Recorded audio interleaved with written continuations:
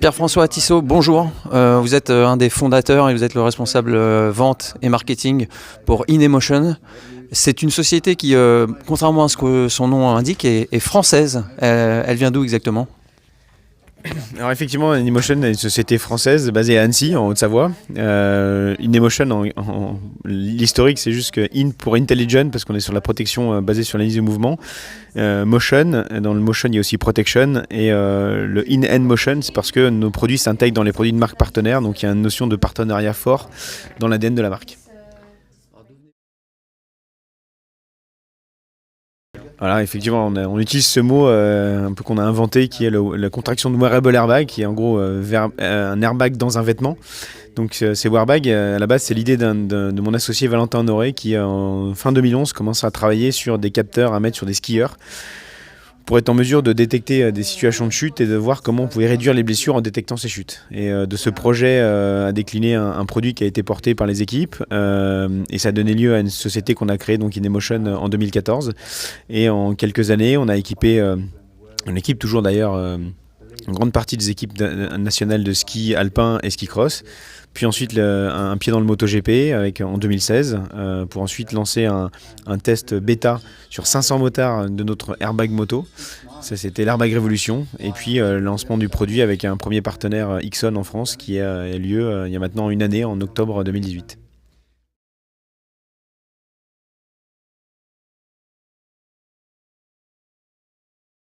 Exactement. Notre ADN, c'est vraiment de développer un système airbag le plus performant soit-il. Et aujourd'hui, on a une équipe dédiée à ça et une expérience récupérée par ces systèmes qui nous positionnent clairement en tant que leader du marché, ou en tout cas avec les principaux acteurs. Et l'enjeu, c'est de transformer ce système airbag en un produit qui puisse être porté par tous les motards. Et étant motard et dans pas mal de motards dans l'équipe, on s'aperçoit qu'il n'y a pas un seul choix possible. Nous, ce qu'on offre, c'est le meilleur niveau de protection, mais après, il faut le décliner dans plein de formes. Et aujourd'hui, donc effectivement, on présente avec notre partenaire anglais RST une gamme de vêtements, avec différents produits qu'on connaît de la gamme RST, qui intègrent complètement dans le vêtement, je dirais, le système airbag. Donc c'est un choix qui a été fait, une collaboration avec RST. Donc nos équipes, pour faire en sorte que l'intégration respecte bien les standards au niveau de la qualité, de la performance de protection, mais ensuite qu'on fasse en sorte que finalement l'airbag se fasse complètement oublier dans le vêtement. Et on travaille aussi pour faire en sorte que l'airbag plus le vêtement soit distribué à un prix qui finalement donne l'envie de se dire, entre choisir avec le vêtement tout seul et les vêtements avec l'airbag intégré, finalement, le différentiel est suffisamment faible pour que je bascule sur un produit intégré.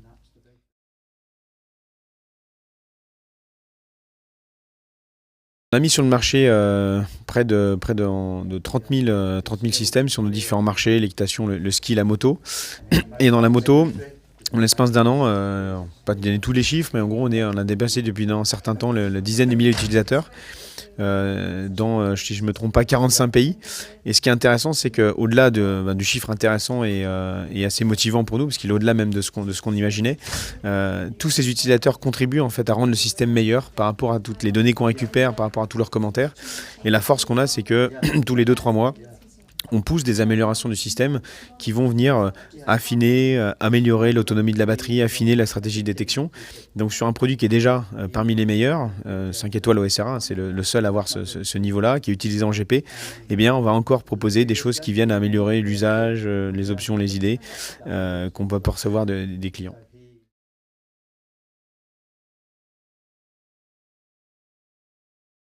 On a eu cette idée il y a quelques années maintenant. On voulait proposer le meilleur système qu'on était en mesure de proposer en termes de protection. Et pour autant, on ne pouvait pas se permettre de proposer un produit qui était hors marché. En gros, à plus de 1 000 €, ça ne pouvait équiper que peu de personnes, que trop peu de personnes. Et c'est là où on a eu l'idée de dissocier la partie électronique de l'airbag, qui est la partie la plus chère, du reste du vêtement. Et donc, nos partenaires, les marques en fait, qui intègrent nos produits, vont distribuer comme elles le font sur le reste de leur gamme, des vêtements intégrant la partie poche airbag, système de gaz, dorsale. Et ensuite, le motard qui va s'acheter le vêtement va avoir le boîtier électronique qui est fourni avec, et il va avoir le choix via notre site et l'application smartphone, de l'acheter et de le posséder comme un produit classique, ou soit effectivement de prendre l'offre Révolution qui peut s'apparenter à une sorte de location. Et l'idée de ça derrière, c'est de finalement avoir un produit qui est moins cher à l'achat, qui est évolutif et en fait dont on paye finalement à l'usage. Plus j'utilise, je paye l'usage. Je veux arrêter de l'utiliser en plein hiver, j'arrête de l'utiliser, ou je passe sur une option suspension.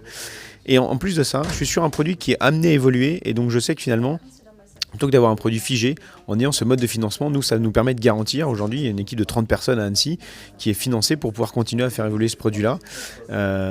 Et c'est ça, je dirais, qui aujourd'hui est une vraie différence par rapport à beaucoup de produits qui, lorsqu'on achète, sont déjà figés.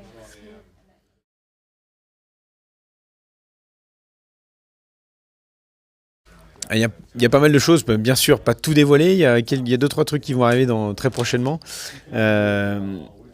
Je dirais, si on est de manière un peu générale, il y a des éléments sur les types d'algorithmes. Aujourd'hui, on a un algorithme dédié, enfin un mode de détection dédié à l'usage route, un mode de détection dédié au circuit.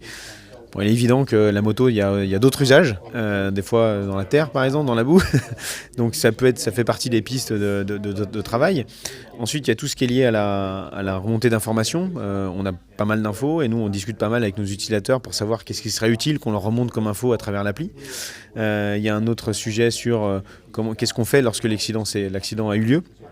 Qu'est-ce qu'on peut faire pour faire en sorte qu'après l'accident, les choses se passent le mieux possible.